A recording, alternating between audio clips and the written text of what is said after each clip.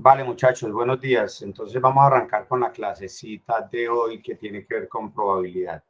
¿Me hacen un favor? ¿Me confirman si estoy presentando pantalla? Sí, profe. Perfecto. Luisa, gracias.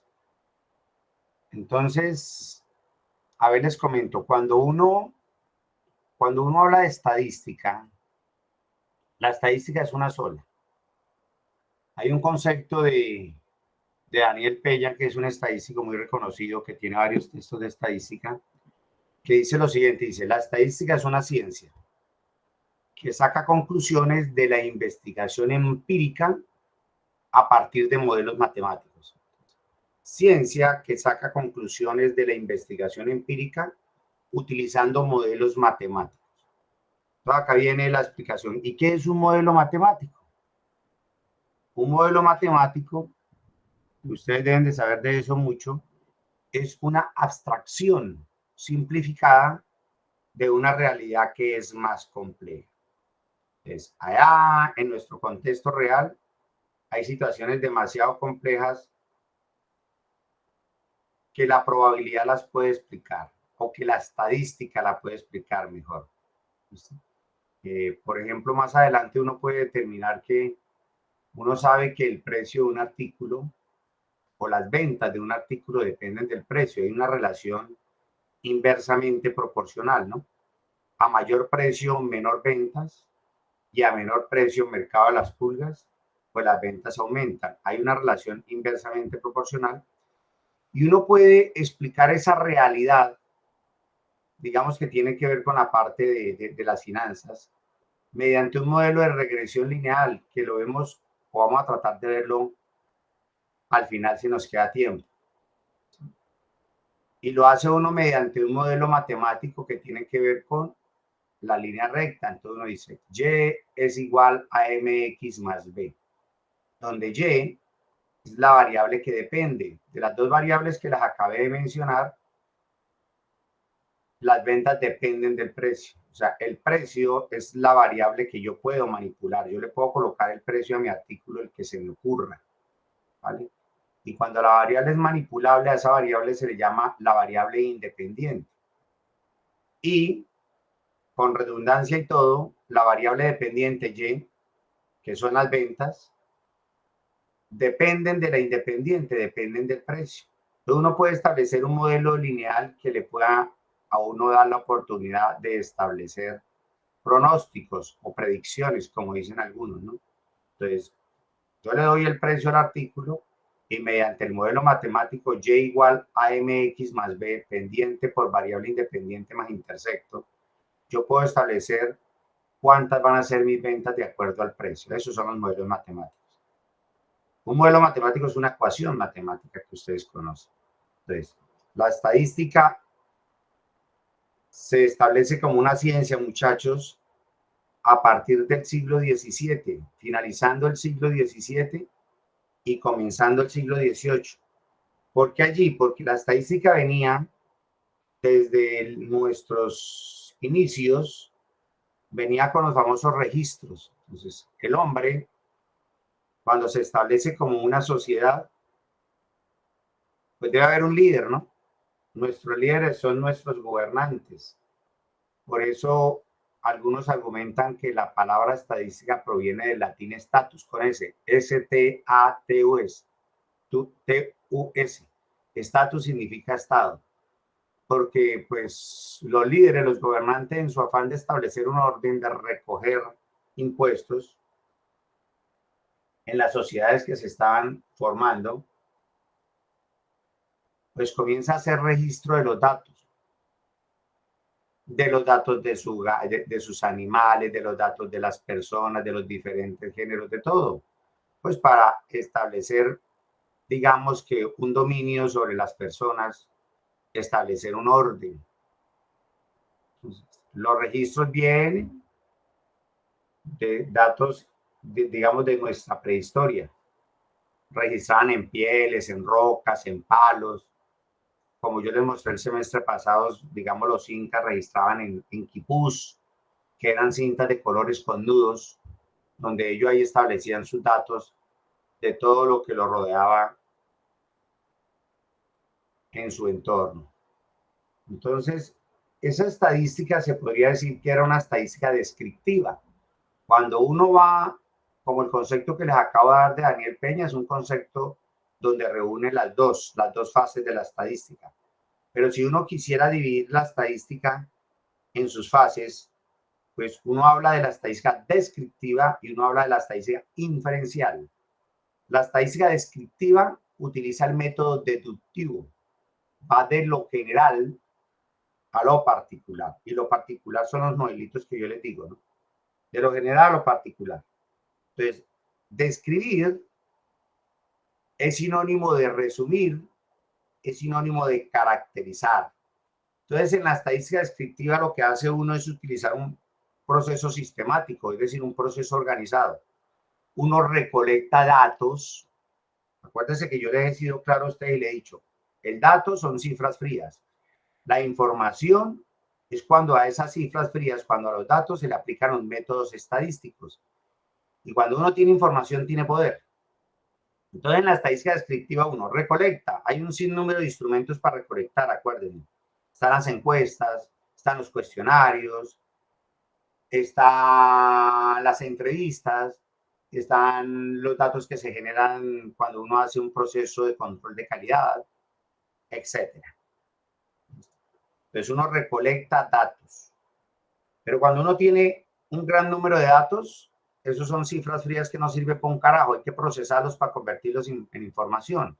Entonces uno recolecta datos y cuando recolecta datos, después del proceso de observación, uno lo que hace es organizarlos. Y uno organiza para tratar de sacar información, digamos, información de ellos mediante el proceso de caracterización, de resumen. Y ahí es donde vienen las tablas de distribución de frecuencia y vienen las visualizaciones. Y las visualizaciones son las gráficas que ustedes vieron, ¿listo? Tanto de las variables cualitativas como de las variables cuantitativas, ya sean discretas o continuas. Y además de uno generar tablas y gráficos, uno calcula unos indicadores, que esos indicadores lo que hacen es resaltar el resumen de esos datos. Entonces ahí es donde entran los 4 tipos de estadísticos. Los estadísticos son medidas de resumen. Entonces miren, la estadística descriptiva uno hace tablas, uno hace gráficos y uno hace instrumentos de resumen mediante indicadores que se llaman los estadísticos. Entonces los estadísticos son medidas de resumen dentro de las muestras. Y yo los clasifiqué en 4. Les dije, hay estadísticos de tendencia central, media, mediana, moda y otros. Hay estadísticos de posición o localización. Uno tiene los datos y es como si uno partiera los datos para mirar, como si estuviera haciendo una biopsia, para mirar en ciertos pedazos cómo se comportan los datos mediante la acumulación de ellos. Entonces están los cuartiles, los deciles, los percentiles, los quintiles, etcétera. Pero no solamente las medidas de tendencia central y las medidas de localización son las que interesan en la estadística, sino viene una parte bien importante en la estadística que es el estudio de la variabilidad. Entonces, para eso hay estadísticos que miden cómo es la variación de esos datos.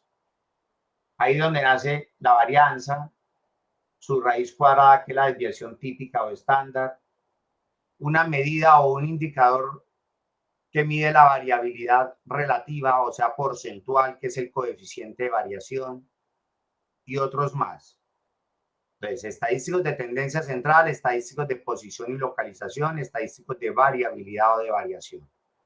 Y otro cuarto estadístico, que es muy importante en lo que vamos a ver este semestre, son las medidas de distribución. ¿No? Indicadores que me determinan cómo se están distribuyendo los datos. ¿Vale? O sea, los que representan la forma gráfica de los datos. Uno le pide que genere un histograma y a uno le interesa de ese histograma, de esas densidades, también las veíamos como polígonos. Si esa curva de densidad se estira la pata para la derecha o para la izquierda o no estira la pata.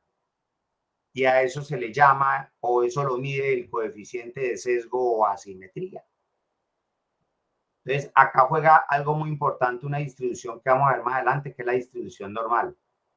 Si el sesgo es igual a 0, los datos tienen una distribución simétrica. No estira la pata para ningún lado. Si es mayor que 0, estira la pata para la derecha. Si es menor que 0, estira la pata a la distribución para la izquierda. Eso es lo que hace el coeficiente de sesgo, que hace parte dentro de los estadísticos de distribución. Si el coeficiente de sesgo es mayor que 0, estira la pata para la derecha. Si es menor que 0, estira la pata para la izquierda. Y si es igual a 0 o aproximadamente 0, se comporta como una campanita que recibe el nombre de distribución normal o campana de Gauss, que la vamos a ver más adelante. Y también hay otro coeficiente de distribución si me dice si la joroba de esa curva o del histograma se empina, se aplana o si queda de manera simétrica. Entonces, cuando se empina la curva, como los contagios del COVID, cuando aumentaban, se dice que la curva es leptocúrtica, o sea, que la curva es empinada. Pero si se aplana la curva, si los contagios disminuyen, en el caso del COVID se dice que es platicúrtica, se aplana la curva. Y si ni se empina ni se aplana, entonces se comporta de manera simétrica como la curva normal. Dese cuenta que ya la he mencionado varias veces porque es muy importante. Entonces se dice que es mesocúrtica. ¿Y cómo determina uno si es leptocúrtica, mesocúrtica o platicúrtica? La distribución con base en un punto de referencia que también es el 0. Si es mayor que 0, el coeficiente de kurtosis, eso lo mide la kurtosis, ¿no? Si la kurtosis se lo pide uno a R, se lo pide uno a un pro, lo calcula manualmente, que es muy chinchoso. Si es mayor que 0, es leptocúrtica, o sea, los datos se empinan, la curva se apuntala. Si es menor que 0, los datos se aplanan, la curva se aplana, la distribución de los datos es aplanada, platicúrtica. Y si es igual a 0, se comporta mesocúrtica como una curva normal que vamos a ver más adelante, como yo les digo. Listo. Esta es la estadística descriptiva, muchachos. La estadística descriptiva es caracterizar tablas, gráficos e indicadores. Los 4 tipos de indicadores que les mencioné. Y hasta ahí llegamos nosotros en la estadística 1. Ahora viene la estadística 2, que ya la estadística 2 ya no es deductiva, es inductiva. ¿Y por qué es inductiva? O sea, inducir es sinónimo de inferir. Por eso se llama estadística de inferencia. Y cuando uno utiliza el método inductivo, cuando va de lo particular a lo general. Entonces, ¿qué es lo general? La población. Y yo les decía en estadística descriptiva que la población que se simboliza por la N mayúscula de nene, la población, pues la población, si es infinita en su tamaño, me jodí. Porque ¿cuándo voy a terminar de medirla, de observarla, de contarla? Nunca, porque es infinita. Y ustedes ya saben más el concepto de infinito por ser matemáticos. Entonces, si la población es infinita y yo necesito mirar esa población, pues no la puedo mirar, no la puedo medir, no la puedo contar, entonces selecciono una muestra representativa. Y yo les mencioné también en la estadística descriptiva que una muestra representativa cuando cumple 2 condiciones. Primero, ser aleatoria. Aleatorio es lo antónimo a determinístico. Determinístico es cuando yo escojo lo que a mí se me dé la gana. Y aleatorio es todo lo contrario. ¿Vale? Y cuando uno utiliza la aleatoriedad, es para cada uno de los sujetos que uno selecciona tenga la misma probabilidad de ser seleccionado. Entonces ahí viene el cuento de probabilidad, pero ahorita arrancamos con eso. Si yo tengo una población finita muy grande, pues le tocaría a uno, para caracterizarla totalmente, le tocaría a uno hacer un censo. Censar es sinónimo de contar un todo, de medir un todo o de observar un todo. Cuando yo hablo de contar, medir o observar, estoy hablando de las variables. Observo lo cualitativo, mido lo cuantitativo continuo y cuento lo cuantitativo discreto. O sea, yo puedo observar el género de una persona, cualitativo, masculino, femenino, 2 categorías, nada numérico. Yo puedo contar el número de estudiantes de cada uno de los salones de la Universidad del Tolima en cierto lapso de tiempo del día. Es una variable cuantitativa discreta. O yo puedo a esos mismos estudiantes medirles el peso o la edad. Estoy hablando de cuantitativa continua. Ahí está la naturaleza de las variables, su clasificación, ¿vale? Entonces, si la población es finita, pero muy grande, uno puede hacer un censo y ahí se va a gastar una cantidad de tiempo y se va a gastar una cantidad de dinero y la estadística le dice, venga, yo le voy a ahorrar eso, el tiempo y el dinero. Selecciona una muestra representativa. Entonces me faltó decirles algo, que la muestra representativa cuando es aleatoria y cuando es lo más grande posible. Cuando uno estudia muestreo, muchachos, que eso lo vamos a tratar de tocar acá. Cuando uno estudia muestreo, los tipos de muestreo, en la Universidad Nacional, por ejemplo, cuando estudian estadística, muestreo se ven 2 semestres, o sea, como en 130 horas. Es un cuento bien interesante. Pero cuando uno estudia muestreo, y digamos yo como estadístico les digo, tienen que ir a seleccionar una muestra de esa población tan grande de 500. Entonces la gente va y escoge 500 objetos de estudio. Recuerde que los objetos de estudio pueden ser animales, pueden ser cosas o pueden ser personas, para medirle las variables, observarle las variables o contarle las variables. Entonces, si yo hago eso a toda mi población, estoy haciendo un censo, pero gasto billete y gasto tiempo. La estadística le dice no. Si el estadístico le informó que tiene que seleccionar 500, no son 500 exactamente, son mínimo 500. Es decir, yo puedo seleccionar de 500 en adelante, mayor o igual a 500. Ojalá pues toda la población, ojalá uno hiciera censos a toda hora, pero por ser la población infinita, y la muestra representativa, por ser finita muy grande y gastar plata y gastar tiempo, pues entonces también selecciono muestra representativa. Entonces, la muestra representativa si cumple esos dos criterios, ser aleatoria y ser lo más grande posible. Listo. Yo siempre le he dado el ejemplo de que la población es centro comercial La Estación y la muestra representativa es su maqueta. Es decir, su maqueta debe tener todo lo que tiene lo real, la estación, el centro comercial, la parte física, pero en miniatura. Eso es una muestra representativa. Y entonces uno, ¿qué hace? Uno se le mete a esa muestra a hacer estadística descriptiva, que más adelante, muchachos, se van a dar cuenta que esa estadística descriptiva la resumen en algunos libros como el análisis exploratorio de datos, el EDA, lo llaman EDA, EDA, una abreviatura en inglés, E de explorar, D de data y A de análisis, análisis exploratorio de datos. Entonces uno lo que hace es explorar los datos, caracterizarlos. Esa es la competencia de la estadística descriptiva. Y después, todo lo que yo haga en la muestra, lo llevo hacia la población, lo generaliza porque yo lo que necesito en mi estudio de investigación es sacar conclusiones en esa población de mi objeto de estudio o de mis objetos de estudio que yo esté analizando. Entonces, a partir de la muestra que es lo pequeño, yo saco conclusiones en la población que es lo grande. Voy de lo particular que es la muestra a lo general que es la población. Método inductivo, inducir, sinónimo de inferir, por eso se llama estadística inferencial.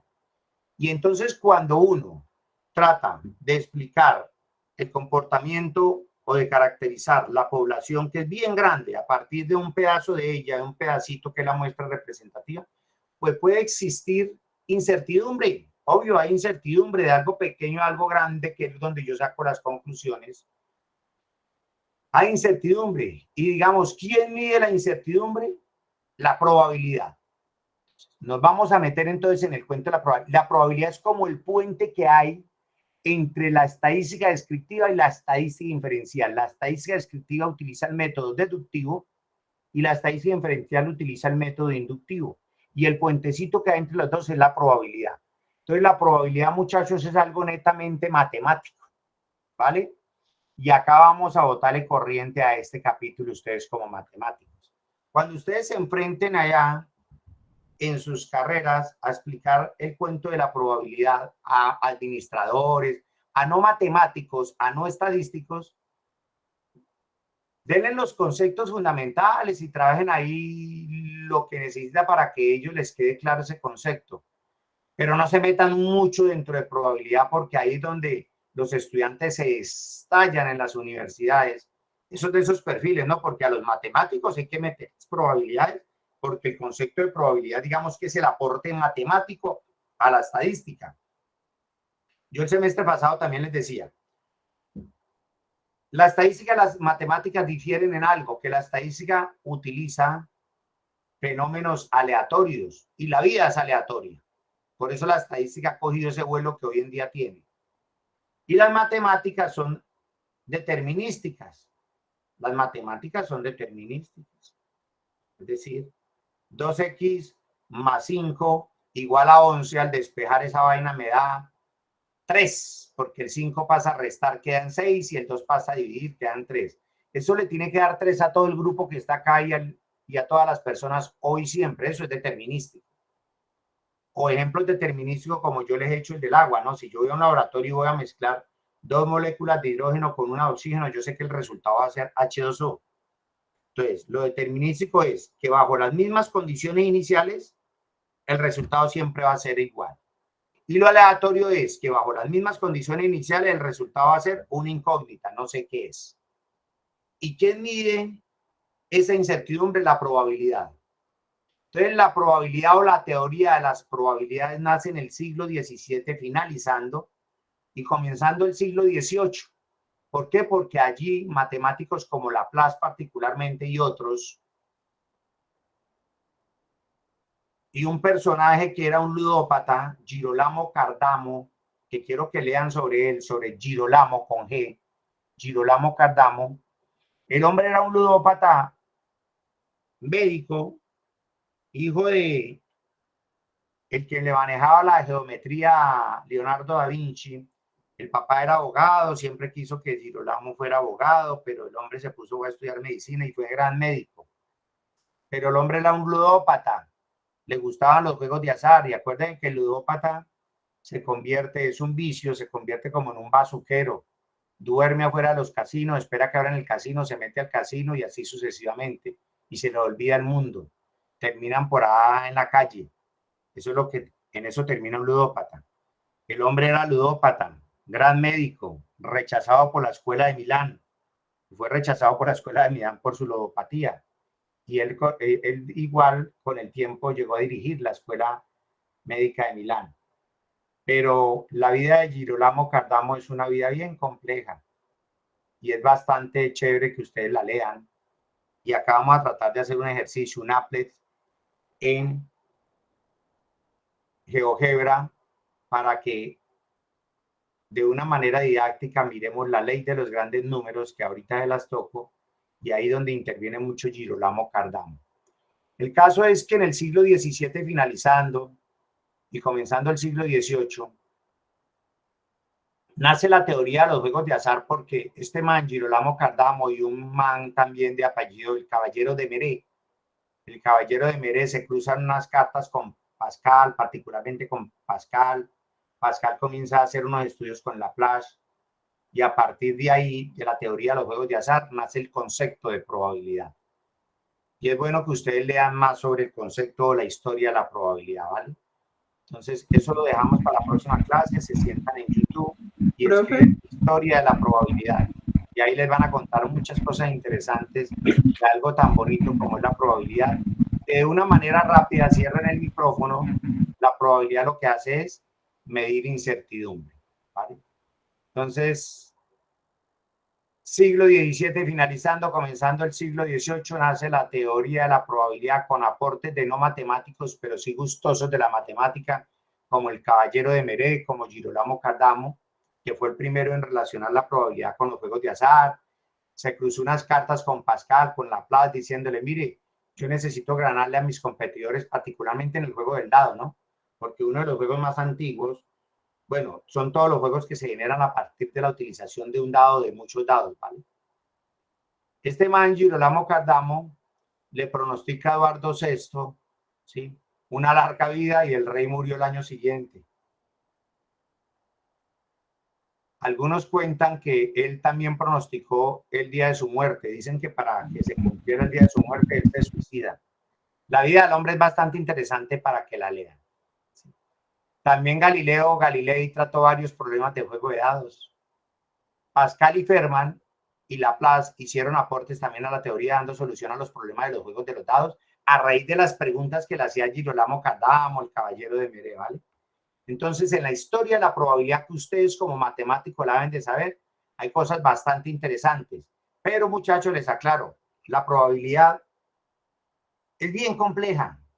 La probabilidad tiene mucha matemática, es el aporte de la matemática a la estadística. Repito, la matemática utiliza los fenómenos determinísticos, la estadística los fenómenos aleatorios, como ya se los mencioné. Pierre Simon Márquez de Laplace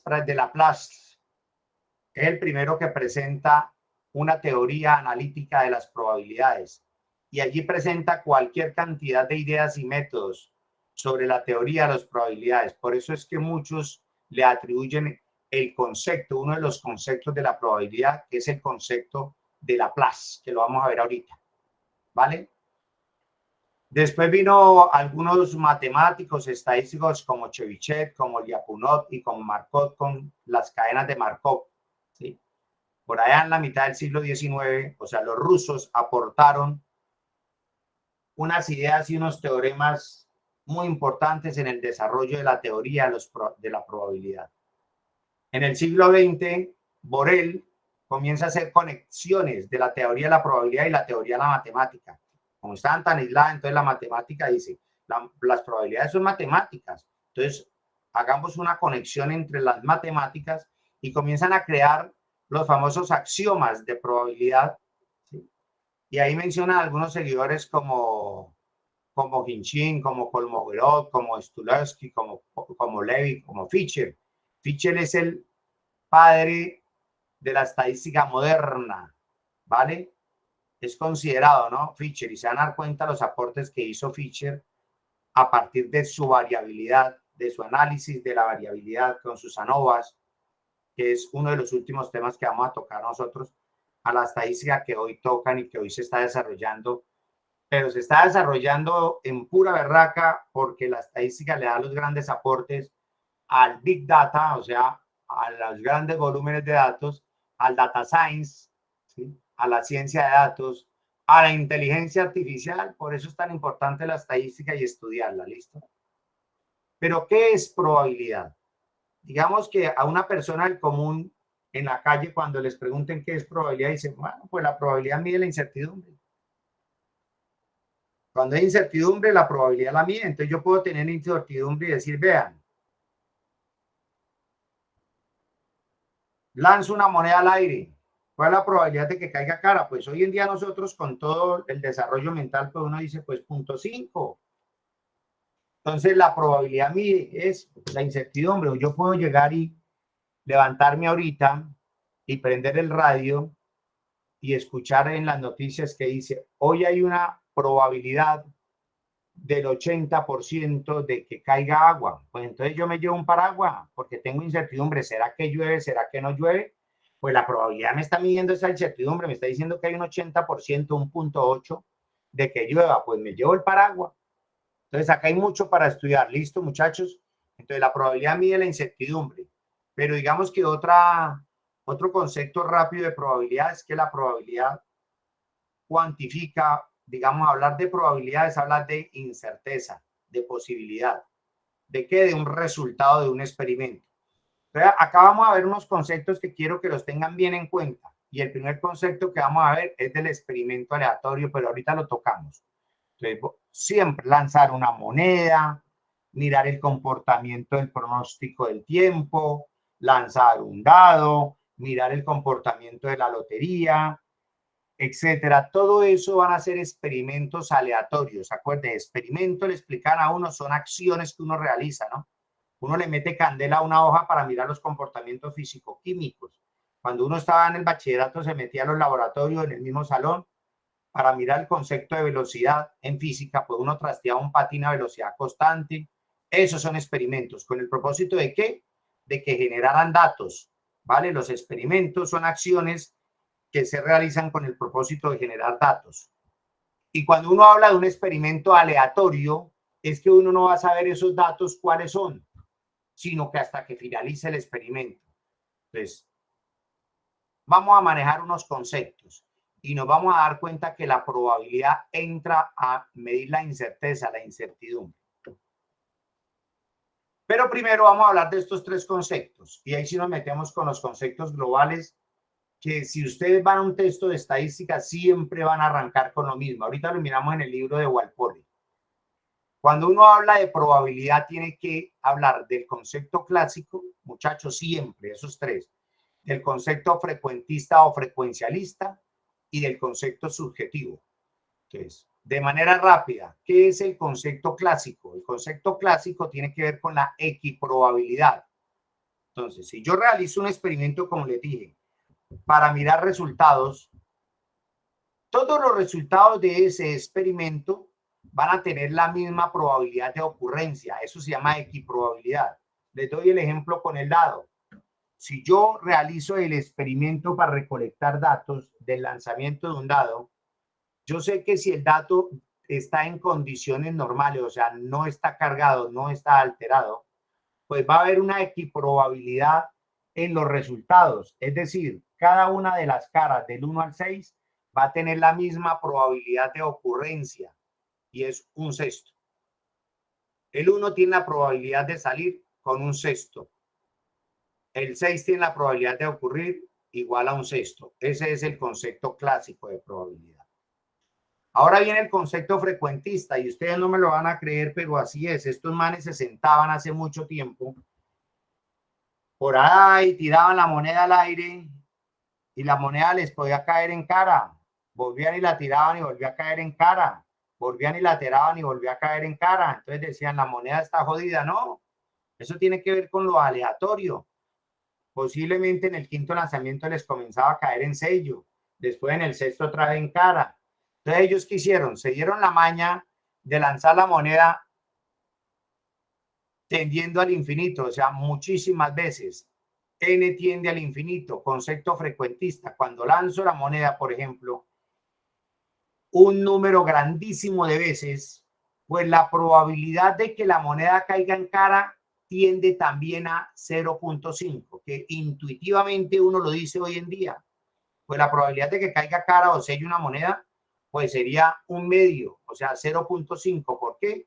Porque la moneda tiene dos alternativas, cara o sello, y hay una sola cara, entonces sería 1 sobre 2. Esa es la idea frecuentista. Entonces, cuando n tiende al infinito, la probabilidad se va acercando a una constante y ese es el resultado, o mejor dicho, esa es la medición de ese resultado, del lanzamiento de la moneda en ese caso. Y uno, para explicarle esto a los muchachos en el colegio, a los peladitos, que no son tan intuitivos todavía, que no saben qué es probabilidad, pues lo que hace es hacerles un applet en GeoGebra y a partir de la visualización del applet o de experimentar sobre el applet, ellos van a llegar a esa conclusión, a que en un momento dado ese resultado se va a estabilizar en un medio, en 0.5, que también podemos jugar acá, muchachos, simulando ese experimento, lanzamiento de una moneda o lanzamiento de un dado mediante GeoGebra, ¿vale? Y el otro concepto de probabilidad es el concepto subjetivo, el que utilizan de acuerdo a los datos históricos. Por ejemplo, ¿cuál es la probabilidad de que Tolima le gane a Medellín el sábado, mañana? Pues se midan los datos históricos. Se suponía que en la Copa Suramericana, en ese partido, Tolima tenía una gran probabilidad por su presente y por su pasado en los resultados que tenía en su historia. Y por eso le daban las empresas encuestadoras, todo lo que tiene que ver con los juegos de azar, le daban más probabilidad al gane de Tolima que al gane de Medellín y que al mismo empate. ¿Listo? Entonces es un concepto subjetivo, la probabilidad de que un resultado sea asignado según el grado de certeza de un individuo. Cuando yo hablo de individuo, hablo de cosas, animales, ¿sí?, o personas. ¿Sí? Entonces, Juanito dice, pues la probabilidad de que Tolima gane es de 0,8. Y María dice, la probabilidad de que Tolima gane es de 0,4. Es decir, dos sujetos o más de dos sujetos distintos van a asignar probabilidades distintas. Entonces, eso sería un concepto subjetivo. Ahí están los tres conceptos, muchachos, que uno los puede estudiar de una manera más completa y explicárselos a los muchachos con algo didáctico, con ejemplitos. Vale. Y arranquemos con los conceptos bien importantes dentro de la estadística y dentro de la probabilidad. Y el primer concepto es el de experimento aleatorio. Yo ya les decía que si uno coge esa frase que tiene dos palabras, experimento y aleatorio, y lo particiona en sus dos palabras, experimento son acciones. ¿Para qué? Para que generen resultados. Y aleatorio es que bajo las mismas condiciones iniciales, yo no sé cuáles van a ser los resultados de ese experimento.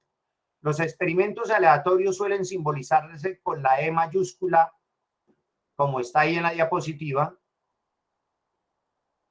Y ahí está un concepto más resumido de lo que les acabo de decir. El experimento aleatorio es un experimento, una acción en el cual uno no puede predecir con certeza, con exactitud, cuál va a ser su resultado. Siempre va a haber una incógnita, ¿vale? ¿Y dónde mete uno los posibles, ojo, los posibles resultados de esos experimentos? Uno va y los mete en una cajita, en una mochila que se llama el espacio muestral, que se simboliza con esa letra que aparece entre paréntesis, esa letra griega que parece una herradura que es omega. En algunos textos, como en Walpole, no los simbolizan con omega, con la letra griega, sino que lo simbolizan con la S mayúscula, ¿vale? Para que no van a tener inconvenientes en su lectura, en el libro, cuando vayan a él. Entonces, ¿qué es el experimento? ¿Qué es el espacio muestral? El espacio muestral es el conjunto de todos los posibles, ojo, subrayado. Es el conjunto de todos los posibles resultados del experimento aleatorio. Es decir, ahí comienzo a meter la palabrita conjunto.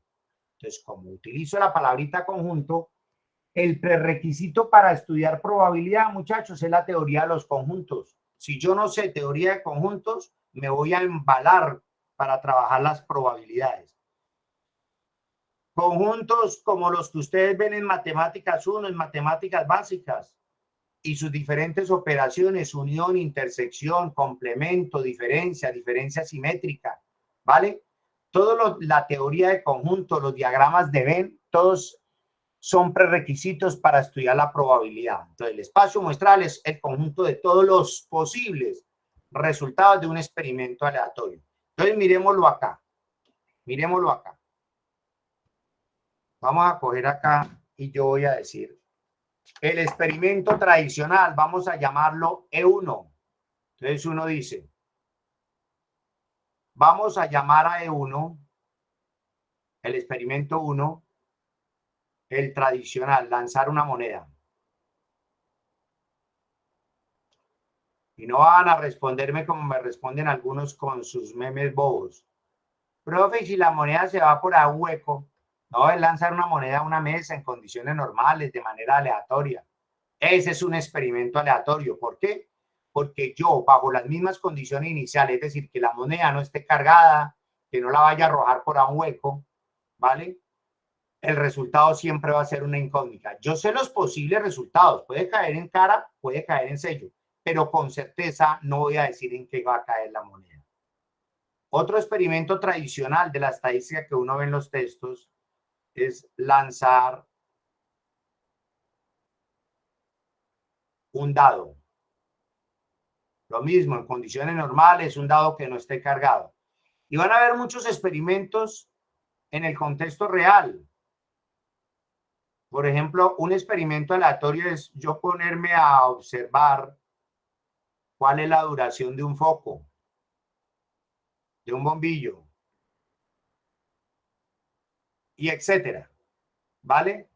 Eso son ejemplos de experimento aleatorio. Bajo las mismas condiciones iniciales, el resultado va a ser.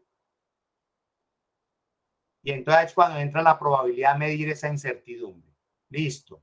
Concepto claro. Después les definí el concepto de espacio muestral. Y les dije, muchachos, el espacio muestral es un conjunto de los posibles resultados de lanzamiento de una moneda. Entonces uno dice, bueno. Entonces el omega 1, o sea, el espacio muestral del experimento 1 de lanzamiento de una moneda son los posibles resultados de ese lanzamiento, de ese experimento. Y los posibles resultados de lanzamiento de una moneda es o la moneda cae en cara o la moneda cae en sello.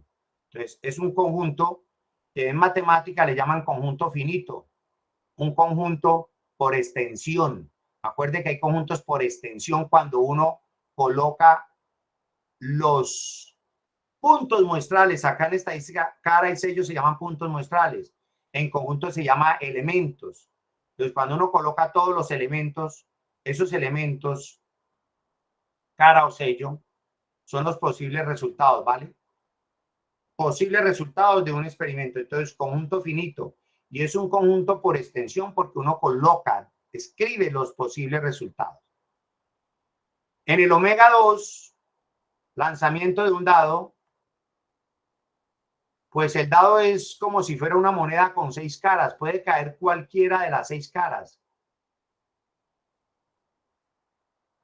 Y cuando estemos sentaditos por allá en GeoGebra, vamos a hacer simulaciones sobre el lanzamiento del dado, el lanzamiento de la moneda, de 2 monedas, de 2 dados, de 3 monedas, de 3 dados, hacia allá vamos. Pero des en cuenta para estos dos conjuntos se llaman conjuntos por extensión, conjuntos finitos. Pero si yo voy a armar el omega 3, el espacio muestral del experimento 3, que es la duración de un foco, ahí me jodí con la extensión. Entonces tengo que hacerlo por comprensión, porque el foco lo puedo colocar y salió fundido. O puedo colocar el bombillo y que me dure 2 horas o que me dure 10 días. No sé cuánto va a durar. Hay incertidumbre. Pero sí puedo decir que el foco dura un tiempo T, tal que ese tiempo, como es una medida, es no negativo. Todo lo que sea mayor o igual se lee en matemáticas como no negativo. Mayor o igual es o el 0 o cualquier número positivo, pero ninguno negativo. Entonces esto se lee. La duración del foco es un tiempo T, tal que ese tiempo es no negativo, es mayor o igual a 0. Y este conjunto con esta escritura se llama por comprensión. Por comprensión son aquellos conjuntos que uno lo escribe con simbología matemática. Yo puedo escribir sea X tal que X es una vocal. Eso sería un conjunto por comprensión. Y si lo quiero llevar a extensión, pues coloco el mismo conjunto y coloco A, E, I, O, U. Coloco los 5 vocales que conforman o los 5 elementos que conforman ese conjunto. Entonces, ahí queda claro el concepto de experimento aleatorio y queda claro el concepto de espacio muestral. Listo. Ahora, sigamos acá. Después viene dentro de los conceptos y cuando ustedes expliquen eso, tienen que darlo de esa manera, experimento aleatorio, espacio muestral, y después vienen los sucesos o los eventos, así como suena la palabra, un suceso o un evento, algo que ocurre dentro de. Y el concepto claro de suceso o evento es que el suceso o el evento es un subconjunto del espacio muestral, un subconjunto del espacio muestral. Suelen simbolizarlos con letras mayúsculas. Por eso a mí me gusta no simbolizar el espacio muestral con una S como lo hace el libro de Walpole, ¿sí? Sino con omega, para dejarle las letras mayúsculas a los sucesos o a los eventos. Entonces, el suceso o el evento se simboliza por una letra mayúscula y es un subconjunto del espacio muestral. Entonces, acá yo puedo dar, vamos a dar 2 ejemplos. Sea un suceso A, digamos, el experimento, lanzamiento de un dado. Listo. Ese experimento aleatorio genera un espacio muestral, como el omega 2, que son los números del 1 al 6 que representan sus caras. Y a mí dentro de ese espacio muestral me puede interesar muchos sucesos. Por ejemplo, un suceso A, que sea que su resultado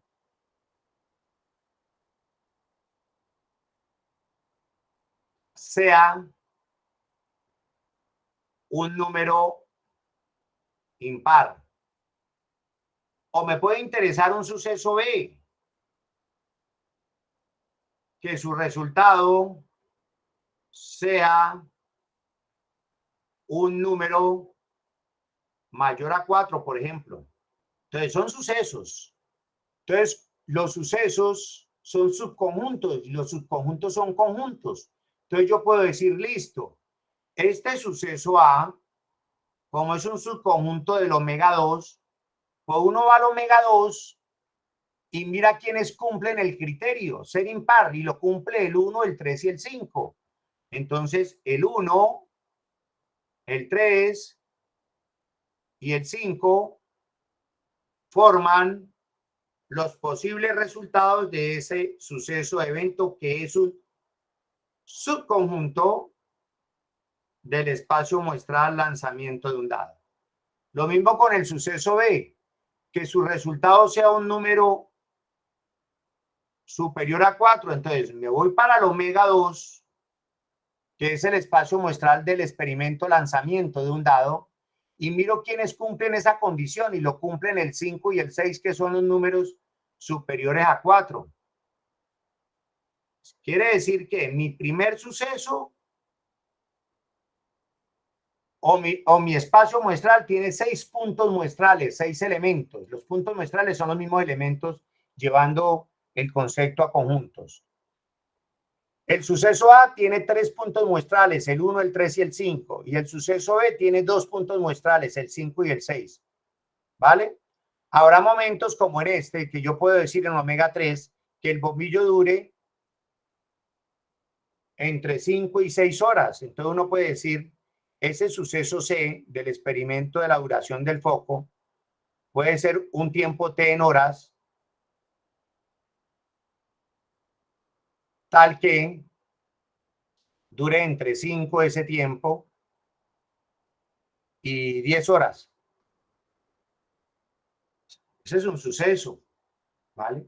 Y entonces, ¿qué dice uno acá? Que los posibles resultados son infinitos, porque como estamos hablando de una variable continua, entre 5 y 10 habrán infinitos resultados, ¿vale? Entonces, les voy a abrir para que se diviertan, vean, para que se diviertan. Entonces, ya con esos conceptos, sin meternos todavía en el concepto de probabilidad, ¿vale? En el concepto de equiprobabilidad, que es el concepto que vamos a seguir manejando, uno se puede ir para un texto, vamos a buscarlo acá, a ver si lo tengo yo. La probabilidad estadística de Walpole. Probabilidad y estadística de Walpole. Bueno, hay novena edición, hay 4. Deja ver si lo tengo entre mi computadora. Pero ustedes lo pueden buscar en Google y bajarlo sin ningún problema, ¿vale? Mientras acá lo buscan, yo me puedo ir para Google. Bueno, antes de entrar a los ejercicios que vamos a cacharrear acá, yo quiero entrar a la ley de los grandes números. Simplemente fui a Google y escribí la ley de los grandes números. Ustedes van a encontrar una ley de los grandes números que se llama la ley débil y la que no es tan matemática, y la ley de los grandes números, que es la ley fuerte, que es muy matemática. Pero vean, como por ejemplo en esto que se llama Economipedia, que la abría ahí, dice, la ley de los grandes números es un teorema fundamental de la teoría de la probabilidad. Es el teorema fundamental. Así como hay un teorema fundamental del cálculo, hay un teorema fundamental de la teoría de la probabilidad. ¿Y qué es lo que dice ese teorema? Que si nosotros repetimos muchas veces, o sea, como la moneda, láncela, láncela, láncela, láncela, láncela, ¿sí? Tendiendo al infinito, ese experimento como el de la moneda, la frecuencia, o sea, ahí se mete el concepto frecuencialista, que suceda ese evento tiende a ser una constante. Y eso lo vamos a simular en GeoGebra y eso lo vamos a hacer en clase o lo vamos a hacer acá, ¿vale? Con la moneda, yo se lo explico, puede ser con la moneda y ustedes lo hacen con el dado. ¿Y de dónde es origen la ley de los grandes números? De este man, Girolamo Cardano. Él arrancó, pero de manera empírica. Después viene Jacob Bernoulli y logró hacer la demostración completa en esta obra, en 1713. Después viene Dennis Poisson y escribió con detalle la ley de los grandes números. Y después aportó Laplace, Pascal, etc. Y acá está el ejemplo de la ley de los grandes números. Mire, esta simulación es la que quiero yo hacer, vean. Uno lanza la moneda y puede caer cara, o puede volver a caer cara, puede volver a caer tan. Pero cuando uno tiende al infinito, cuando la lanza en este caso, mire, 1000 veces, se estabiliza. ¿Y se estabiliza en qué? En 0,5. ¿Vale? Entonces, por este lado. Ahora, si yo abro acá y me doy para GeoGebra,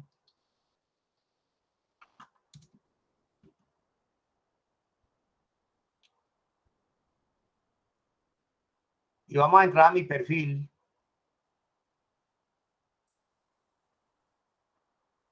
Vamos a mirar a ver acá en probabilidad.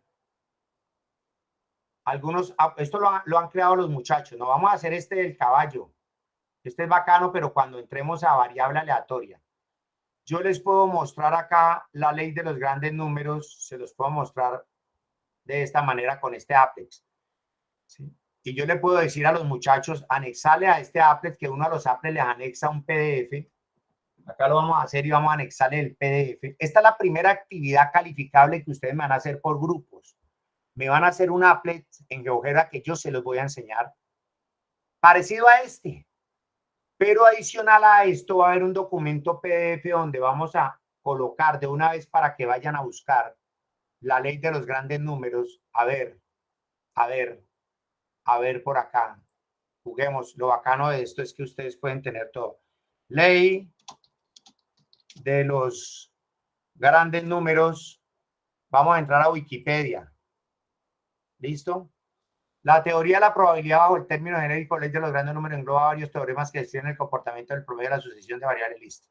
Acá, historia. El matemático italiano Girolamo Cardano afirmó sin pruebas que la precisión de las estadísticas empíricas tiende a mejorar con el número de intentos.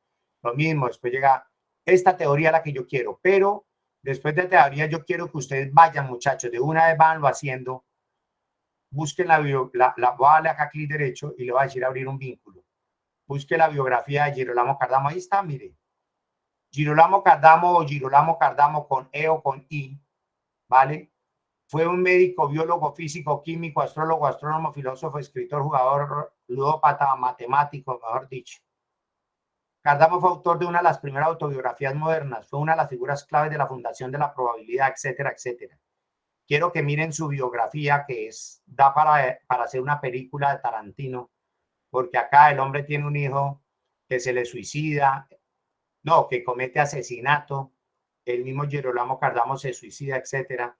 Nació en Pavia, Italia, era hijo ilegítimo de Facio Cardano, que era el geómetra, un abogado con talento para las matemáticas, era el geómetra de Leonardo da Vinci.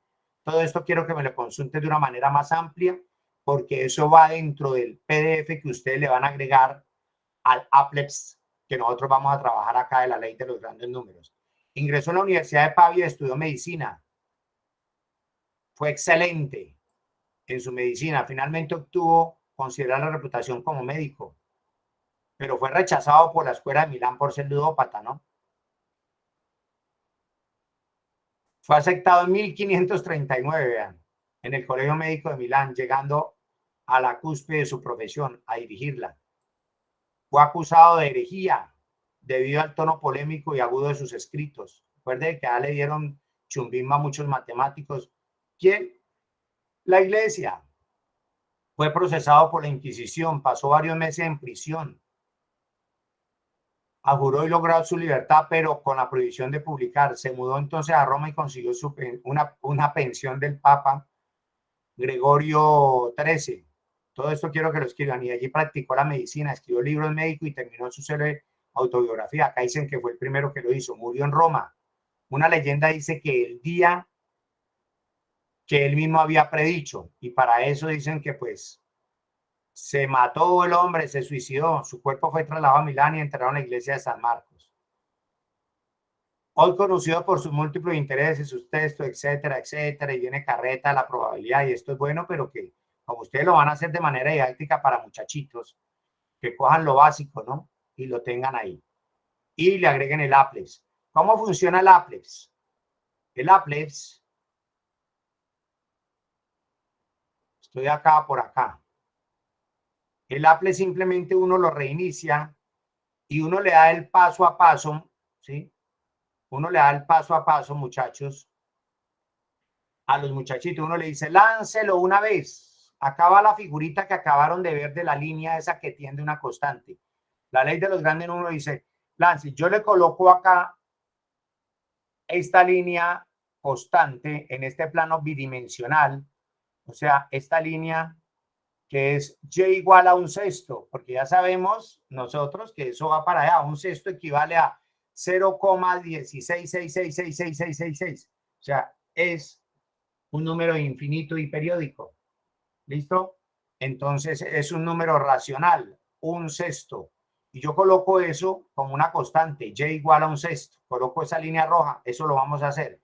Y el muchachito en el colegio, ustedes lanzan el dado una sola vez. Y ese dado tuvo como frecuencia, cayó en el número 1. ¿Sí? Y acá es la frecuencia absoluta y esta es la frecuencia relativa. Esto hay que arreglar un poquitico, correrlo más para la derecha para que quede bonito, para que se vea bien la palabra frecuencia. Entonces, salió el número 2, mire. El número 2 hasta ahora se ha repetido una vez, porque es el primer lanzamiento. O sea, la frecuencia sería 1, ¿vale? Entonces, el valor es 2. Su frecuencia absoluta es 1 y su frecuencia relativa es 1. Acá vamos a trabajar son con las frecuencias relativas, ¿vale? Porque 1 dividido entre 1 da 1. Lancémoslo otra vez. Cayó en 4, entonces el 2 ha salido una vez y el 4 ha salido también una vez. Quiere decir que 1 dividido entre 2 lanzamientos sería 0,5. ¿Sí? El 2, perdón. El 2 salió una vez. 1 dividido entre 2 da 0,5. El 4 salió una vez. 1 dividido entre 2 daría 0,5. Tenemos frecuencia absoluta. Recuerden que los absolutos son los conteos y frecuencia relativa es la parte porcentual. Digámosle al muchacho que vuelve y lo lance. ¿Sí? Que vuelve y lo lance. Que vuelve y lo lance. Y así sucesivamente, para que n tienda al infinito, acá el dadito se va moviendo, se dan cuenta, ¿no? Si lo lanzo otra vez, cae en 3. Entonces, el 3, que lo lance 10 veces. Su frecuencia absoluta y su frecuencia relativa, y acá se va haciendo el diagrama de barras. Que lo lance otra vez 10 veces, y él va escribiendo sus propios, él está sano. Que lo lance 100 veces, uno le va haciendo los lanzamientos. Que hoy lo lance 100 veces. Ahí en total mire todas las veces que lo ha lanzado, n tiende al infinito. Que lo lance 1000 veces. Y cuando n tiende al infinito, den cuenta que la probabilidad tiende a estabilizarse. ¿Dónde? En la línea roja, y ellos van a llegar a esa conclusión. Entonces van a llegar que el lanzamiento del dado en cualquiera de sus caras, su frecuencia relativa tiende a ser 0,166666, o sea, aproximadamente 0,16. Lo hace con el dado, se puede hacer con la moneda. Esta es la ley de los grandes números, ¿sí? Y uno a esto le puede asignar acá, ¿sí? Una clase en Classroom, ¿sí? O le puede asignar un PDF, todo eso lo vamos a mirar. Como ustedes lo pueden copiar en el mismo applet, ustedes lo pueden añadir a favoritos, ¿vale? Pueden editar la actividad, y al editar la actividad, como yo lo puedo hacer porque yo fui el que lo creé, está dentro de la vaina, puedo añadir un nuevo elemento, y ese nuevo elemento lo puedo dejar público, ¿no? Y ese nuevo elemento le puedo colocar una etiqueta, vean, añadir un nuevo elemento, y le puedo colocar un texto, le puedo colocar un video, le puedo agregar un PDF para que el estudiante paso a paso con el PDF vaya mirando cómo se utiliza el applet para que saque sus propias conclusiones. Eso se llama didáctica de la estadística. Esto es lo que le tienen que decir a sus profesores cuando vean la didáctica, que les ayuden a crear. Ellos lo hacen, pero lo hacen de manera muy manual. Uno puede utilizar las TICs, y esa es la idea, que utilicemos las TICs, ¿vale? Y hacia allá vamos a utilizar nosotros. Lo que pasa es que nosotros vemos la estadística de manera disciplinar, no de manera didáctica, pero acá le vamos a tratar de revolver por lo menos a lo de probabilidad las dos cosas. Hay una página muy interesante que es la página Estadística para Todos. ¿Listo? ¿Vale? Entonces, control C.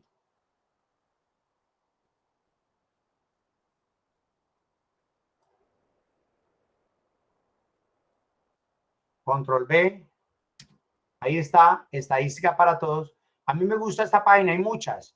En esta página hay cualquier cantidad de jueguitos de azar que uno también puede explicar. Y acá, por ejemplo, se van a dar cuenta más adelante, que es donde me voy a meter ahorita, la lotería y la probabilidad, la ley de Benford, que también ustedes la van a simular acá o vamos a trabajarla, es bien bacana.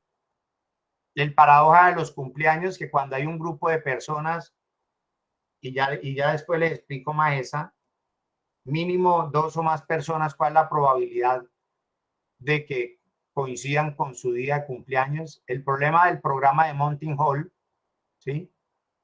¿Vale?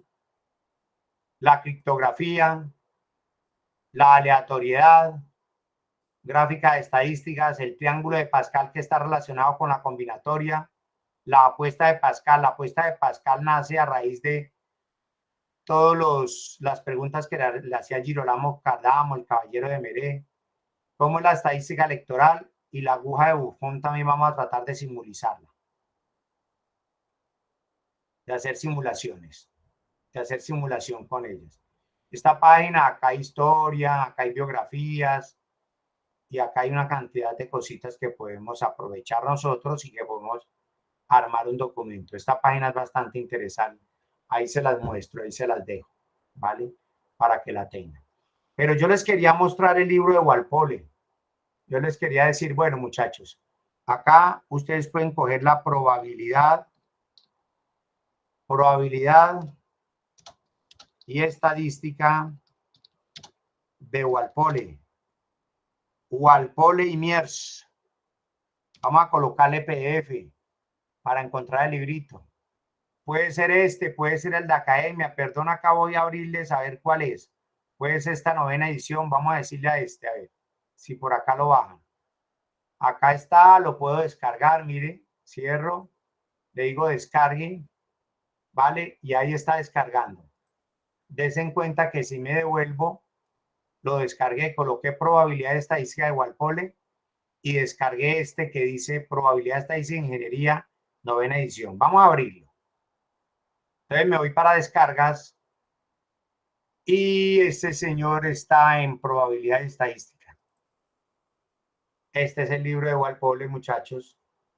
Entonces mire cómo viene Walpole. Él prioriza la probabilidad antes que la parte descriptiva. Entonces si ustedes se van para el texto, vamos a aumentarle acá, van a encontrar en su índice, su tabla de contenido, que en el primer capítulo habla de la introducción a la estadística y el análisis de datos, es decir, estadística descriptiva.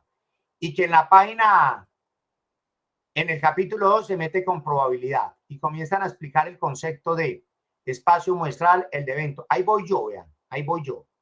Página 35, página 38. Ahí voy yo en el libro. Y con solo esos conceptos que hemos manejado hoy, vamos allá en el texto, 9ª edición. Acá está lo del análisis de datos, ¿sí? Capítulo 1. Y yo voy para el capítulo 2.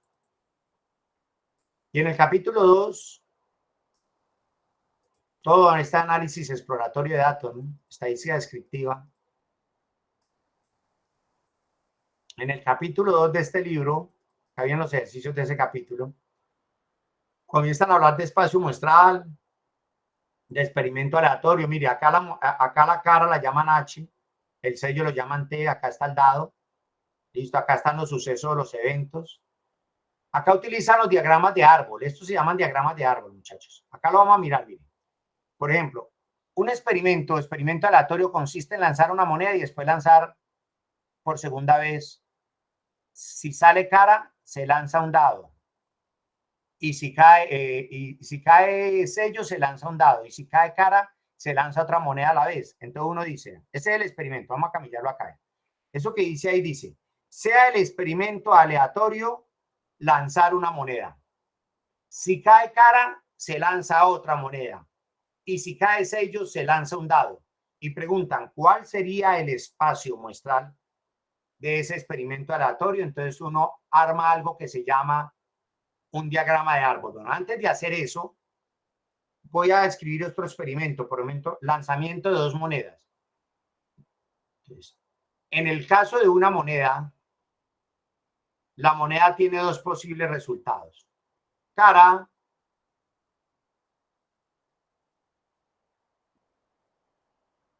o sello acá. Cara o sello. Por eso el espacio muestral se va por las ramitas. Es los posibles resultados, que caiga cara o que caiga sello. Listo. Si yo lanzo 2 monedas, yo llego y puedo decir, bueno, 2 monedas que se diferencien, ¿no? Primera cara,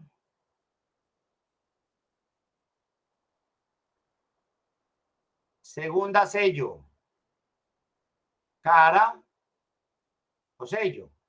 Y si lanzo una segunda moneda, mire, lanzar 2 monedas al aire es lo mismo que lanzar una moneda 2 veces, ¿vale? Para la estadística. Si yo lanzo una segunda moneda, pues por cada uno de los posibles resultados del anterior, viene la segunda moneda que tiene las mismas dos posibilidades. Caer en cara o caer en sello. Lo mismo acá. Caer en cara, caer en sello. ¿Vale? Entonces, cara o sello, cara o sello. Esto es un diagrama de árbol. Y entonces el espacio muestral, o sea, los posibles resultados de lanzamiento de moneda, uno se va por las ramas. ¿Vale? Que la primera moneda caiga en cara y que la segunda moneda también caiga en cara. Eso sería un posible resultado. Que la primera moneda caiga en cara y que la segunda moneda caiga en sello. Entonces uno se va por los caminos, ¿no? Cara a cara, cara a sello. Que la primera moneda caiga en sello y que la segunda moneda caiga en cara. O que la primera moneda caiga en sello y que la segunda moneda también caiga en sello. Entonces, des en cuenta que acá hay ya 4 posibles resultados. Entonces, este es el cuantos.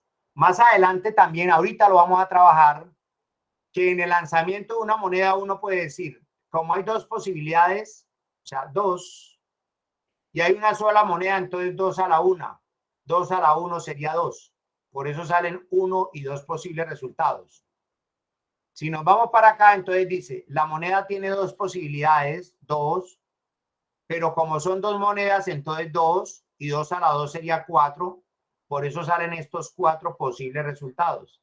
Y así sucesivamente. Esto tiene que ver con algo que se llama las técnicas de conteo. Y ahí comienza la vaina bacana en la estadística, en la probabilidad. ¿Listo? Que se llaman las técnicas de contar. Porque a la probabilidad, ahora que miramos el concepto de Laplace, ¿sí? Nos damos cuenta que no nos interesa mucho el cuáles, o sea, el escribir el conjunto y sus elementos, sino el cuántos. ¿Por qué? Porque si yo lanzo 10 monedas, sería 2 a la 10 y ahí comienzan a haber muchos puntos muestrales, muchos resultados y ya se sale de la mano y tiene que entrar uno a un simulador, que ahorita les muestro un simulador para que también practiquen con él. ¿Listo? Diagrama de árbol. Pero el experimento que colocan ahí en el texto dice, se lanza una moneda. Si cae cara, se lanza otra. Y si cae sello, se lanza un dado. Dicen, haga un diagrama de árbol y escriba los posibles resultados a partir del diagrama de árbol. Entonces uno arranca con el diagrama de árbol y dice, listo, lancemos la moneda. Y la moneda tiene 2 posibles resultados. O que caiga cara o que caiga sello. Pero el experimento dice, si cae cara, lance otra moneda. Entonces, en cara lanzamos otra moneda y esa otra moneda tiene 2 posibilidades. O que caiga cara o que caiga sello. Pero el experimento dice, si cae sello, se lanza un dado. Ah, entonces el dado tendría 1, tendría 2, tendría 3, tendría 4, tendría 5 y tendría 6 posibilidades, que son los números, las caras del dado.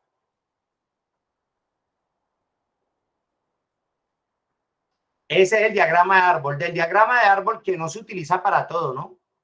Se genera el espacio muestral, que es lo que me piden. Y entonces uno se va por las ramas. Uno dice, un posible resultado sería cara con cara. Como la moneda cae en cara, lanzo la segunda y la segunda me puede también caer en cara. O si lanzo la moneda, la primera cae en cara y al lanzar la segunda puede ser en sello. Listo. O si lanzo la moneda, me puede caer en sello y ahí me obligan a lanzar un dado. El dado puede caer en 1, o S2, o S3, o S4, o S5, o S6. y entonces los posibles resultados serían 1, 2, 3, 4, 5, 6, 7 y 8.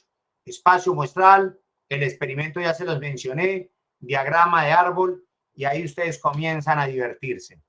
Entonces, este libro de Walpole, para que lo lean, diagrama de árbol, acá llaman a cara H y a sello lo llaman T, y es la misma. Acá está el espacio muestral que ellos suelen simbolizarlo por la letra S, nosotros por omega, lo mismo.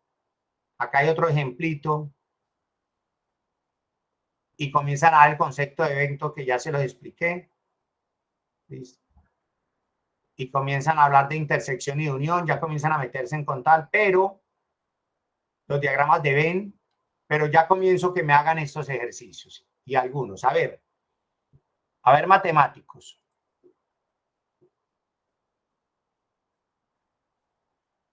¿Dónde se... Brian, ¿ya se dio cuenta dónde está el libro, Brian David? No, señor. Pues el libro, Cuchito, ¿llegó tarde o estaba dormido? Cuénteme, No a me ver. di cuenta. ¿No?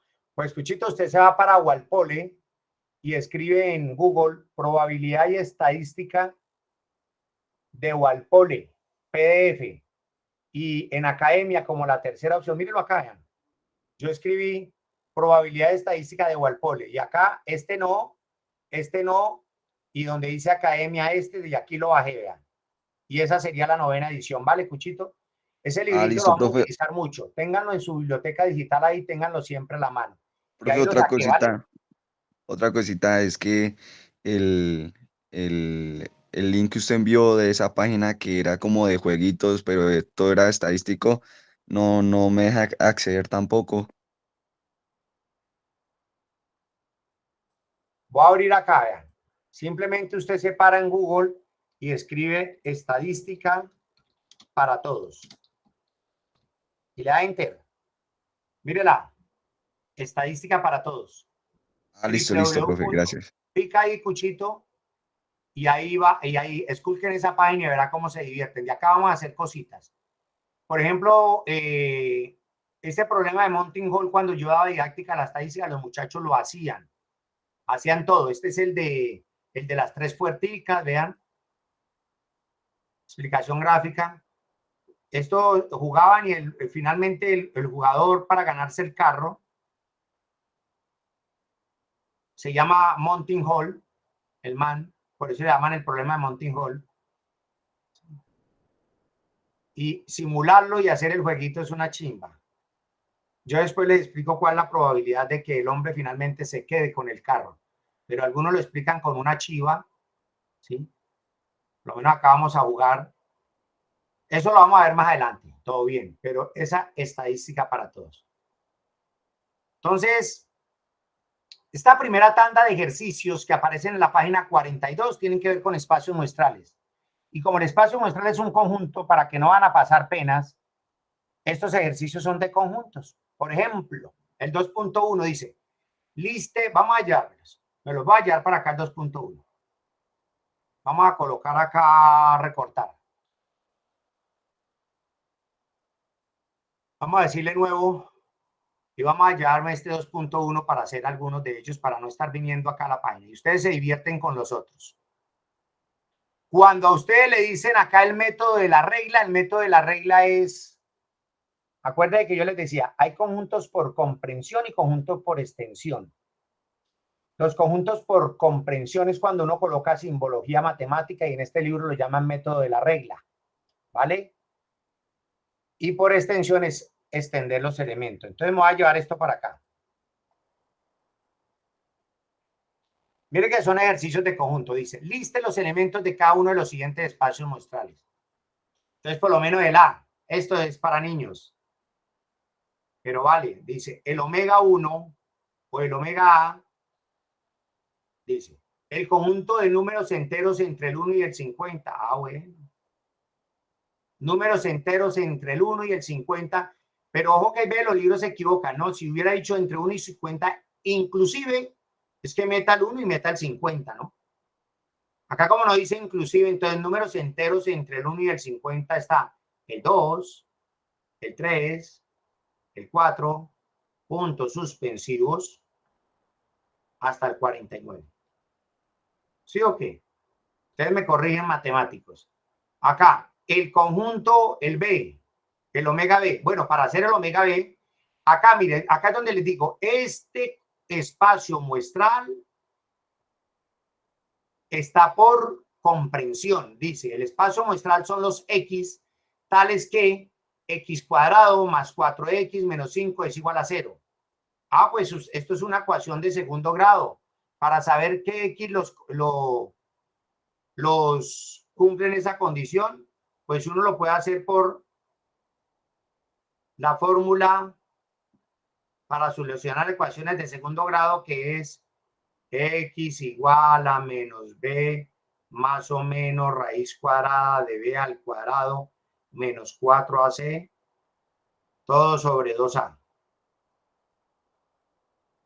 Donde A es el coeficiente que acompaña a X al cuadrado 1, B es el coeficiente que acompaña a X4 y C es el coeficiente, el término independiente, que es menos 5. Y mete eso uno ahí. Pero lo puede hacer uno también por factorización, ¿no? Acuerde, RAN, 2 factores, igual a 0. Uno puede decir X acá, acá. El primero es más y el segundo es más por menos, menos. Entonces, como los números son diferentes, que su resta es 4 y que su multiplicación de 5, pues solamente cumple la condición 5 y 1. Porque más 5 menos 1 da 4 positivo y más 5 por menos 1 da menos 5. Y a uno le enseñan un teorema en matemáticas que si uno tiene un producto, en este caso un producto de dos cosas, dos factores igual a 0, esto implica o que el primer señor sea igual a 0 o que el segundo señor sea igual a 0 o que el 1 sea 0. Con que uno de los dos sea 0, todo da 0. Y si los dos son 0, pues da 0 también. Recuerde que este señor lo lleva a uno a la unión. Y lo lleva a uno, y eso es bien interesante que ustedes lo tengan en cuenta, lo lleva a uno en la estadística a la famosa vocablo O.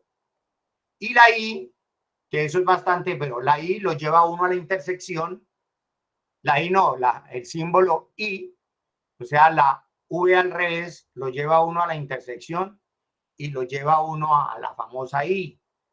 Y eso también tiene que ver con la lógica proposicional, la O, ¿no? Verdadero, verdadero, verdadero, falso, falso, verdadero y falso, falso, ¿no? Queda, ¿no? Y lo mismo la I, listo. Como tengo un producto de dos factores igual a 0, esto lo que quiere decir es que el primer factor, X más 5, puede ser 0, o que el segundo factor, X menos 1, sea igual a 0. Y si despejo acá, quiere decir de que el 5 que está sumando pasa a restar, o que el 1 que está restando pasa a sumar. Quiere decir que los posibles resultados de ese experimento del omega B serían 5, un elemento, menos 5, perdón, y 1. Este espacio muestral acá que estaba por comprensión, yo lo llevé a extensión, o sea, menos 5 y 1. O menos 5 cumple con la condición, menos 5 al cuadrado 25, menos 5 por 4 daría menos 20, 25 menos 20 daría 5 y 5 menos 5 da 0. Y lo mismo con 1, ¿no? 1 cuadrado da 1, 4 por 1 da 4, 1 más 4 da 5 y 5 menos 5 da igual a 0. Es decir, que acá mire, para que estudie matemática, el conjunto es ese tal de que X es un continente. Acá está por comprensión, necesito que lo lleven a extensión. Entonces, ¿quiénes forman eso? Pues Asia, África, Oceanía, América, los que ustedes conocen, Europa, etcétera. Entonces, el libro, vuelvo al libro, y quiero que trabajen para la próxima clase ejercicios de acá, miren. Cuando le dice que el método de la regla es que lo coloquen ustedes por extensión. Y acuerden que este libro tiene solucionario. Ustedes buscan solucionario de tal, tal, tal, y creo que ahí dentro de tu aula está el solucionario, mire, curso de estadística, creo que por acá. Acá está el libro, Cuchito, pero ahorita no me abrió. Voy a darle clic derecho. Ah, bueno, dice que se bloqueó, no sé qué, pues no sé por qué está haciendo eso, pero a él ir a descargas creo que lo abre. Véalo, ahí lo abrió, véalo. Ahí lo tiene, venga a ver qué ediciones. Ah, no, lo bajé porque no me abrió, vean. Está borrado. Entonces ya sabes de dónde borrar. Después le coloco el link para que quede ahí sin ningún inconveniente. Entonces, conceptos básicos de probabilidad. Acá hay una fórmula de combinatoria que las vamos a ver más adelante. Acá hay un libro de probabilidad que no me interesa mucho. Acá está el solucionario. Vamos a ver si el solucionario sí existe. Solucionario de estadística igual pole. Miremos a ver si bajó. O si no, yo también se los coloco. Fue que los borré. Ah, no, acá está, mire. Una chimba. Vean, yo les estoy colocando libros. Está el solucionario de la octava edición. Entonces bajen la octava, que es casi lo mismo. La octava, yo lo tengo acá. Y si se van para la primera tanda de ejercicios, probabilidad, está en la página 11. Vean. Los del 2 son de estadística descriptiva. Solucionario está chévere, pero en la edición 8. Pero no hay ningún problema porque es en cuenta que la edición 9, que algunos me van a decir, profe, ¿qué hago? Que yo no sé qué. Yo no jodas, va a mirar los ejercicios, mire. El 2.1 es el mismo, vean. Números enteros, pero allí dice números enteros pares. Vamos a ver si yo lo leí mal. Dice, el conjunto de los números enteros entre 1 y 50 que son divisibles entre 8. No lo leí completo. Pues los que son divisibles entre 8 son el 8, el 16, el 24, el 32, el 40 y el 48. Vamos al solucionario. Y en el solucionario nos damos cuenta de que son eso, de 8, 16, 24, ¿sí? Para este, mire, vean, dense cuenta que casi son los mismos ejercicios. Y así sucesivamente, vean. Vean, ahí está, pero quiero que se retroalimente, digan por qué eso, ¿vale? Entonces, hagan esos ejercicios, muchachos, lo van a necesitar y ahí les di el solucionario. Entonces, no tienen problema para nada. De todo. Pero una pregunta, ¿en qué parte está? Porque es que no veo el libro. Vean, Cuchito, usted se mete a... Es que usted está en estadística 1 y nosotros tenemos... Ah, correcto, Cuchito, en estadística 1. Tiene toda la razón, ustedes están en estadística 2. Pues vamos a hacer lo siguiente. Voy a coger, ¿qué cojo? ¿Cómo hago? ¿Dónde meto ese PDF? Para que lo tengan ahí. Este solucionario, ya lo bajé. ¿Será que les puedo enviar por acá un PDF? Al WhatsApp, profe, del monitor. Ah, bueno, entonces esperemos acá. ¿Y si lo sube al curso de estadística 2? Sí, pero eso es más cansón para subir los PDF, están dando hora de hacer vaina. Voy a hacer acá, vean. O Voy a también al coger WhatsApp. y voy a dar WhatsApp web. Y en WhatsApp web me voy a meter acá al WhatsApp web. ¿Sí? Y les voy a enviar las dos. Vean. Les voy a enviar los dos. Entonces, escriba a alguien ahí para que se active. Es este. Listo, ya. Entonces me voy por acá y les voy a decir que anexe un documento y ese documento sea en descargas, perdón, en descargas, sea el solucionario, abrir. Y adiós que se fue. Ahí lo tienen. Y adicional a esto, les voy a colocar acá en documento probabilidad estadística de Walpole, PDF. No, este es el solucionario. Venga a ver cuál me abrió a mí. Primero espere. El de otra edición, el que tenías de primeras. Este, ¿cierto? Tac, tac. Este, sí, el de primeras. Entonces, lo voy a cerrar acá. El de primeras. Entonces, me voy para acá. Le digo documento. Me voy para descargas. Y el que tenía, acá el que tenía de primeras, Cuchito, este no. Pues es que el de octava edición es el que tú tienes el solucionario, el que dice probabilidad estadística ingeniería es de la novena. Ahí mal dice octava edición, pero la novena. Ahora lo verá. Dale cuidado. Acá esta es la octava edición, pero la octava edición. Les voy a mandar la otra edición que a mí no me abre acá. Y también les voy a enviar la novena edición. Documento. Y la novena edición acá, como lo tengo yo, vengan, vivo acá. Lo tengo como... El de probabilidad ingeniería, el que dice ingeniería. Ingeniería, vale. Probabilidad estadística, este. Sí, señor. Abrir. Sí.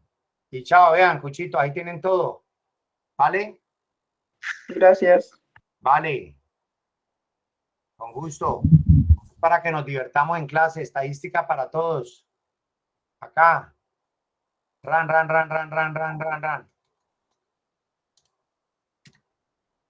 Acá.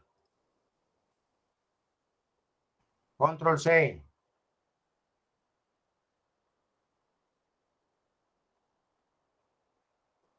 Control B. Tan. El link. Ahí tenemos cosas para divertirnos, ¿vale? Entonces, mire, la primera tanda de ejercicios y también el solucionario va a ser de esto. Acá estoy en combinatoria. No. Estas diapositivas sí están ahí, ¿o yo? Estas diapositivas que les estoy mostrando, todas están ahí. Estas fórmulas que vamos a ver adelante también todas están ahí. Venga, vuelvo y lo abro. El de ingeniería. Entonces tú me dijiste que el de ingeniería, el solucionario, acá, acá.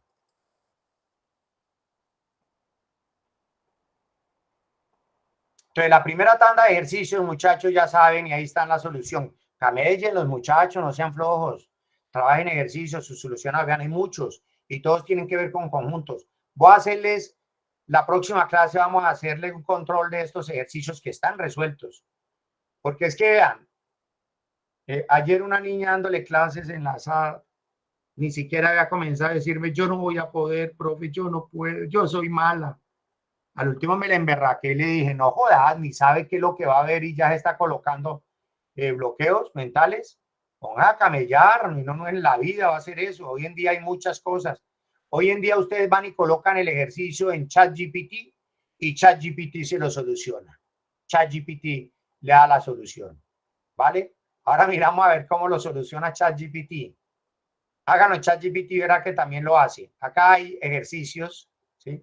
Entonces acá le comienzan a explicar y acá viene la tanda de los puntos muestrales. Después, de espacios muestrales. Entonces, la primera tanda de ejercicio tiene que ver con los espacios muestrales hasta el ejercicio 19. Listo.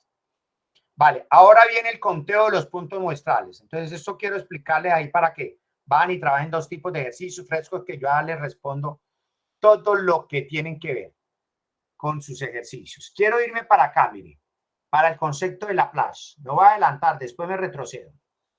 El concepto de Laplace finalmente dice, y es con el que vamos a trabajar. Acuérdense que yo les dije, el frecuencialista, el clásico, digamos el concepto clásico, el de equiprobabilidad. El concepto clásico de Laplace de equiprobabilidad dice que la probabilidad de un evento, o sea, P de A, equivale a casos favorables para A y casos totales. O sea, el número, mire, el número de puntos muestrales del suceso sobre el número de puntos muestrales del espacio muestral. Entonces le voy a dar escape acá. Si yo les digo, bueno, muchachos, acá tengo dos sucesos. Estos dos. El experimento es lanzar un dado y los sucesos son que caiga en impar y el suceso B es que caiga en un número superior a 4. Entonces, mire que acá tengo los dos eventos. Y yo les pregunto, calcúleme la probabilidad de A y la probabilidad de B. Acuerde que el suceso A es que su resultado sea impar, perdón. Y el suceso B es que su resultado caiga en un número superior a 2, a 4, perdón. Entonces yo les puedo preguntar, díganme cuáles son las probabilidades de ese suceso A y la probabilidad de ese suceso B, manejando el concepto clásico de probabilidad, o sea, la equiprobabilidad. Entonces, si ustedes van a la diapositiva, dice número de elementos que conforman a A. Entonces, el número de elementos que conforman a A son los números impares, 1, 3, 5, son 3. Sobre número de elementos del espacio muestral de donde sacó esos 3, que es 1, 2, 3, 4, 5 y 6, son 6. Entonces serían 3 sextos. Ustedes matemáticos saben que 3 sextos equivale a un medio y que un medio equivale a 0.5 y que si lo multiplico por 6 para darlo porcentualmente equivale al 50%. Entonces, la probabilidad se puede dar en forma de fraccionario, en forma de número decimal o llevado a un porcentaje. De la misma manera, ¿cuál es la probabilidad de B? O sea, de que sea un número superior a 4. Entonces, el 5 y el 6, 2. sobre número de elementos del espacio muestral, 2/6. 2/6 equivale a 1/3. 1/3 es un número infinito y periódico. ¿Listo? 0.3333333, ¿vale? Que esto aproximadamente equivale al 33.33%. Entonces uno puede decir, la probabilidad de que al lanzar un dado su resultado sea un número impar es un medio o 0.5 o el 50%. Y uno puede responder, no, eso hay que escribirlo siempre. En estadística todo se escribe, todo se textualiza, eso se llama interpretar. La probabilidad de que al lanzar un dado su resultado sea un número superior a 4 es o 1/3 o 0.333333 o aproximadamente el 33.33%, ¿vale?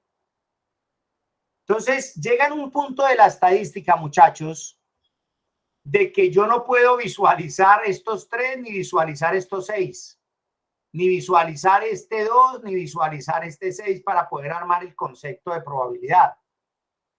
Y como no me interesa visualizarlo, pero sí me interesa que ir a llegar al 3 y al 6 y al 2 y al 6. Entonces entra un cuento, una chimba, que acá es donde nos vamos a divertir, que se llaman los puntos muestrales y su conteo. Es decir, yo necesito saber el conteo de los puntos muestrales. De esto me interesa el conteo. Conteo de puntos muestrales. Y esto en estadística se hace mediante algo que se llaman las técnicas de conteo. Y acá es donde nos vamos a divertir. Técnicas de conteo. Y las técnicas de conteo son técnicas diseñadas para determinar el número de elementos que posee el evento y el número de elementos que posee el espacio muestral para uno poder establecer la probabilidad de un suceso. Y vamos a entrar a eso. Y eso dentro de la estadística, y ahí vamos a quedar, dentro de la estadística, recibe el nombre de combinatoria. Y acá, muchachos, nos vamos a reír un rato. Entonces ya tenemos cositas para hacer, ya tienen ejercicios de espacio muestral y de eventos, o sea, de conjuntos. Ya tienen una tarea que yo se las voy a explicar de cómo elaborar el apples de lanzamiento de un dado y de lanzamiento de la moneda para poder explicarle a los muchachos la ley de los grandes números. Y vamos a comenzar a entrar a este cuento que se llama la combinatoria. Y para eso, Ronald y muchacho, Ronald que me preguntó, acá dentro de tu aula media, en estadística 1, entonces me aclaran, ¿sí? Acá en estadística 1 yo se los voy dando porque sé, pero digamos voy a bajarlo y se los voy a llevar al WhatsApp. Hay un documentico, un PDF que quiero que lo impriman y lo carguen en sus cuadernos que se llaman las fórmulas de combinatoria. ¿Sí? Abrir. Y acá hay una chimba de diapositivas que quiero que tengan, que son las técnicas de conteo, para que se den cuenta que eso... Ah, no, este no. ¿Cómo lo rechazo? ¿Cómo lo rechazo ahí? Lo cierro. ¿Sí? Hay una diapositiva acá en estadística 1, a ver si la dejo acá, que se llama diapositivas de combinatoria. Quiero que todos esos materiales lo tengan.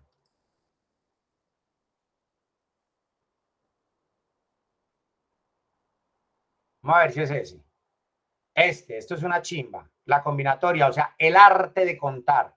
Por eso se llama las técnicas de conteo. Uno sabe contar como les enseñaron, pero en estadística hay más técnicas de contar.